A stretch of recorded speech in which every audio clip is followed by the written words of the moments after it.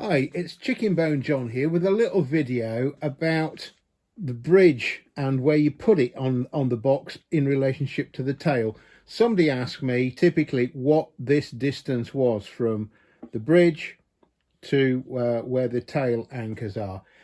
And with a lot of things like that, there's no absolute right answer. The main thing is this what we call the break angle. If you look, you can see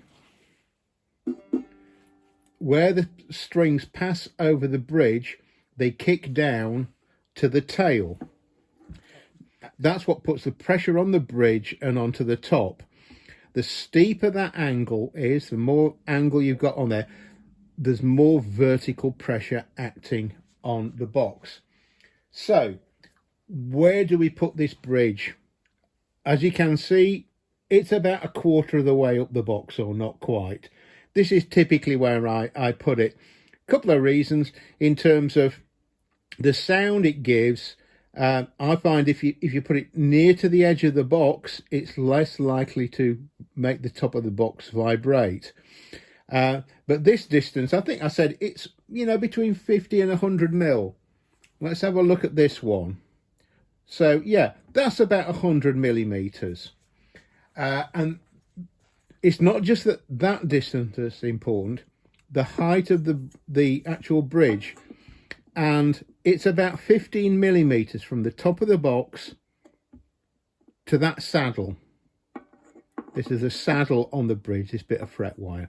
So that gives us a break angle, typically of about between 10 and 15 degrees.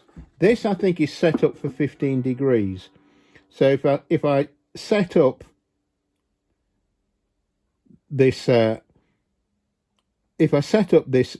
sliding angle with a handle bit parallel to the strings, you can see that's a bit shallower.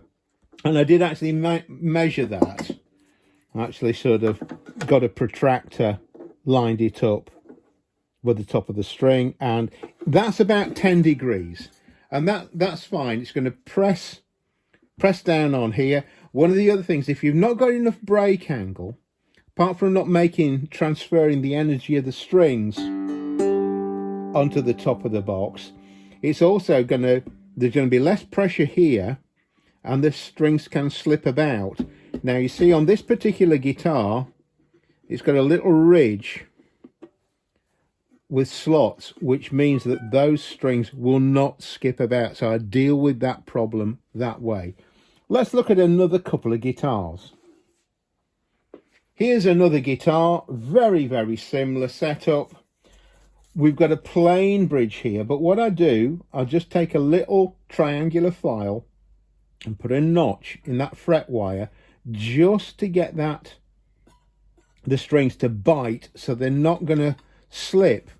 When there's quite a lot, I'm putting a lot of pressure, bending that string a lot, like if I'm really plucking the strings hard, it's not moving, not skipping here. So that gives me my constant string spacing here.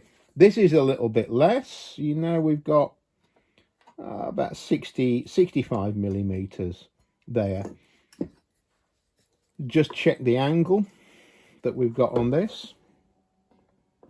Yeah, with the handle part of the that, you can see that is about 15 millimeters. Let's have a look at yet another. This isn't one of mine. This is one of Mike Snowden's from America. Similar sort of thing. He doesn't put a notch on those strings. You can see they can skip about. And if we put our level, our sliding bevel on there, that's, yeah, just a shade under 15 degrees, and that is about 55. So what I was saying, that distance between 50 and 100 mil is about right. You can see on this guitar, the bridge is towards the edge of the box. I prefer to put them a bit further up, But it depends on the box and the scale length, you know, the length of the vibrating part of the strings, how you do this. There's no absolute right and wrong way, but it's important to understand that this distance and the height of that bridge, that's critical. If your bridge is very low, say you're using something like a machine screw and a bolt, it can be very, very low here, and this angle comes way down under 10 degrees. It starts getting a bit marginal in terms of the strings are very close to the top, which aren't always comfortable for picking. They may be all right for strumming, but when I find when the strings are very close to the top of the box, you can actually catch your hand on the top of the box. And I was saying that angle becomes very, very low. There's not much pressure exerted on the top with a very low break angle. So that's it. So it's all this distance really, partly to do with the appearance, partly to do with getting resonance out the box, and perhaps most importantly, this break angle over here. By the way, we call this a floating bridge. It's because it's not fixed, and it can be moved around, it can be floated around. It's purely held in place by the pressure that's exerted on it by these strings. So, you know, you can see you can move it to adjust the intonation. It's not glued on. I did talk about the height of the bridge. Now, if you're uncertain about how to set it, what height you need, this is a handy thing that we sell. These are a set of graduated bridges from 12mm to 20mm. And if you've got something like this, you can do a trial fit on your guitar before you start faffing about and finalizing your bridge. So, you know, I can take out the highest and the low and think, that's a bit low. We could try something like that. That's 16mm, which is a fraction higher than that. But we could try that. We could put that bridge in there. You can test it, do your fretting, and thinking, oh, I'd like the action down a little bit. So then you could try it with, yeah, you could try it with a 15mm or a 14mm to get the action you desire. Once you've done that, then you can actually cut yourself a bridge or sand it down to the exact height, so you're not fiddle-faddling about with the same bridge.